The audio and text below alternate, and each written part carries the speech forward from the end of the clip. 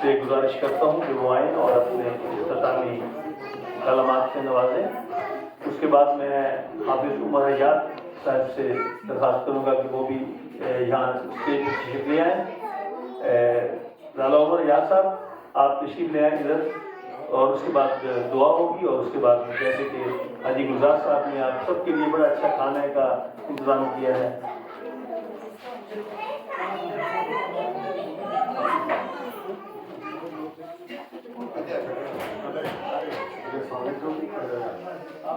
باتیں تو بہت ہو چکی ہیں, کافی وقت گزر چکا ہے, بچے جو فن آتے ہوئے ہیں, تو میں زیادہ لمبی بات نہیں کروں گا. مقصد یہ میں یہ بتانا چاہتا ہوں کہ جو ہم ہے پاکستان کی تنظیم ہم نے بنیاد جیسے لگی تھی 2014 میں, اس دن یہ شبیر مراد صاحب بھی تھے اور میرے گھر میں طفیل خالد صاحب بھی تھے. تو ہم سب دوستوں نے سب نے مل کے مجھے بڑا حوصلہ افزائی مجھے دی اور کافی مجھے گائیڈ کیا, اور ملک طاہر ملک صاحب نے جو ان کے دوست ہیں انہوں نے نام لیا ہمیں پاکستان. تو خیر خالد صاحب کے ساتھ بہت ساری یادیں وابستہ ہیں ہماری. ہم آئندہ پروگراموں میں ان کو دہراتے رہیں گے. اب اتنا وقت نہیں ہے, بہت سارے دوستوں نے ہر لحاظ سے ہر پہلو سے کوشش کی ہے, اور میں آپ سب کا تہ دل سے شکر گزار ہوں. خاص طور پہ اپنی بہنوں کا اور بچوں کو لے کے آئیے, یہ بھی بڑا صبر اتنا کام ہوتا ہے, اور آپ لوگوں کو جو آپ برداشت کر رہے ہیں. اور میں ان کے شاکر صاحب کا بھی شکر گزار ہوں. پنجابی واحد تنظیم پنجابی ہے, پنجابی گن پائن انہوں نے ہم سے پہلے یہ پروگرام کیا.